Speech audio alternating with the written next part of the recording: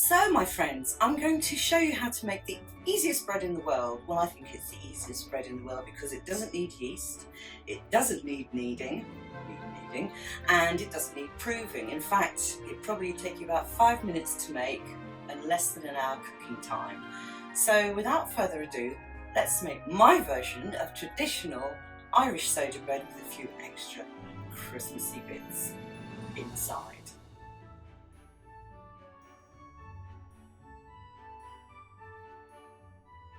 Right then, you're going to need a nice big bowl and a sieve, and the first thing you're going to do is get 170 grams of plain white flour and 170 grams of wholemeal flour. Now, you don't have to do it that way, you can use all white or all brown, entirely up to you, but this is how I make it. Pop it into your sieve, sieve it in.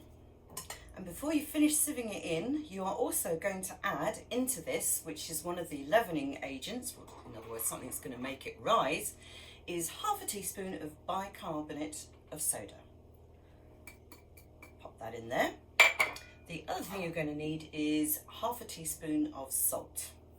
Pop that in. And now I'm just going to push that through to make sure that it's all nicely combined, because the bicarb sometimes can clump up a bit, and the last thing you need is lumps of bicarbonate of soda, I can assure you. So just pop that through our sieve, and that gives it a nice extra mix, and also makes a nice light and airy mixture to accept all the other ingredients.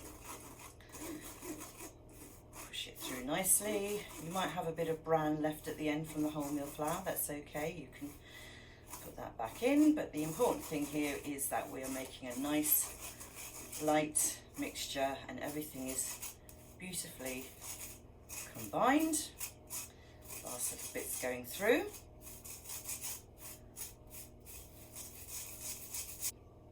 As you can see, there's a bit of the bran left, which I just tip back in because that's the good stuff. Mix it all around. I'm also going to add into there 20 grams of sugar. It doesn't matter what kind of sugar you use, that's entirely up to you.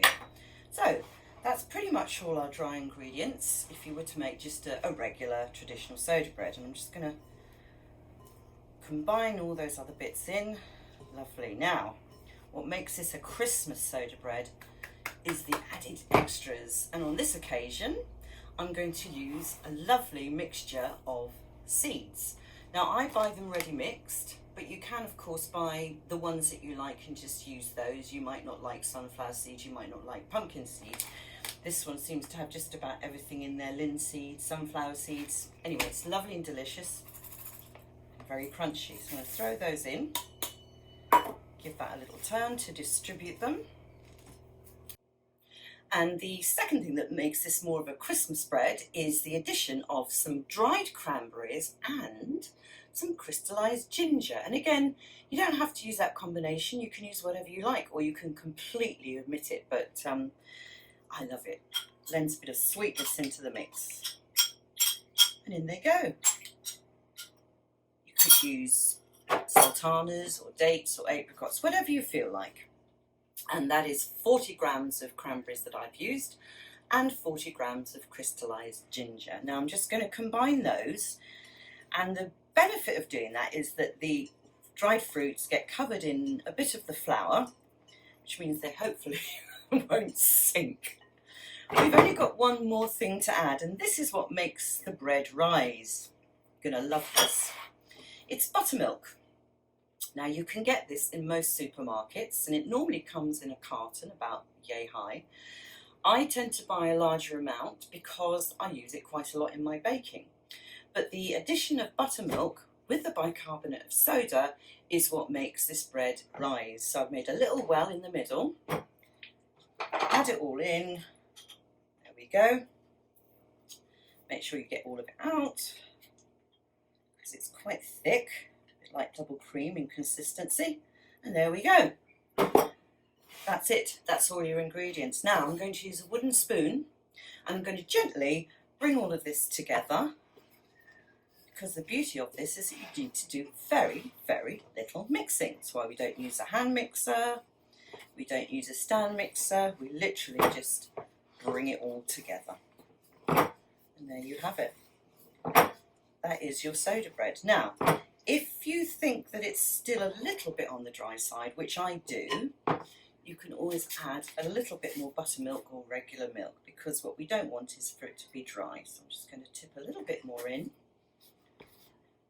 And again, it depends on the quality of the flour that you use, and wholemeal flour does tend to use a little bit more liquid. But I'm now happy with that, and that is it.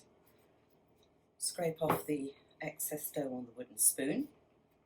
And the next thing we're going to do is tip it out, shape it, and then put it in the oven.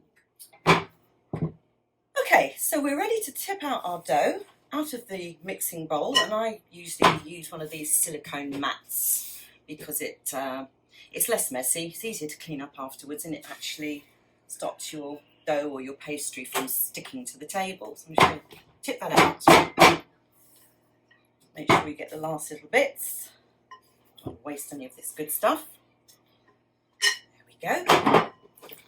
And I'm just going to slowly bring this together in a shape like this.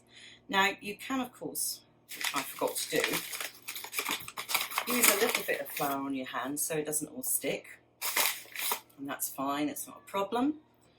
And just shape your dough. As you can see, I haven't kneaded it, I've literally just brought it together and shaped it like this. Just going to tip it over and do the same thing. A bit of extra flour.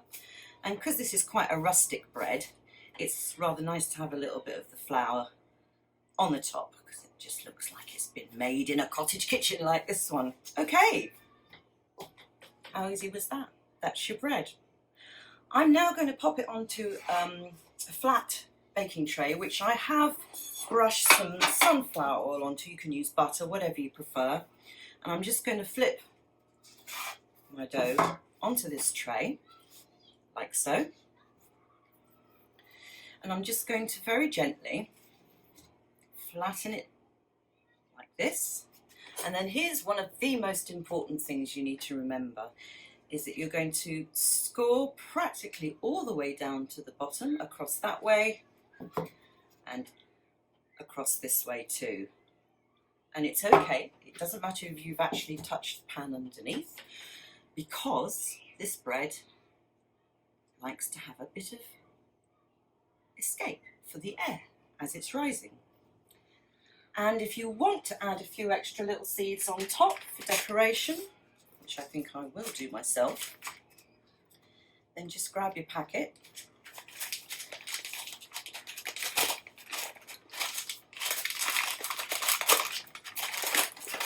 and you can scatter a few of them on the top like this. Probably not too many, as they might burn in the oven. And this is ready now to be baked. You need to preheat your oven to a pretty high temperature. And I normally go to 200 degrees centigrade, which is, I think, about a gas mark 6. And it's going to go in your oven for approximately 40 minutes. Keep your eye on it, and the way to tell that it's ready is when you tip it over and knock the back, it should sound hollow. But I'll show you that later. So without further ado, I'm going to shoot this into the oven and come back to you when it's ready.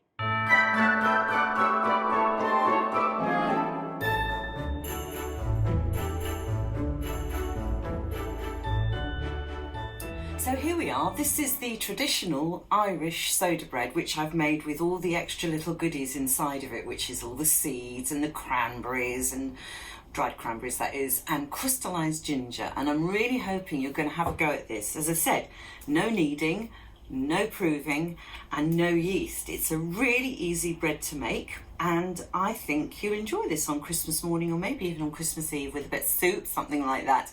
Anyway, I tapped the back when it came out, and it's hollow, which means it's ready. It's a little bit hot right now, but with a good old smear of butter and dipped into a bit of soup, or even for your breakfast, fantastic. So this is me saying Happy Christmas, lots of soda bread, yum yum yum. See you in the next one.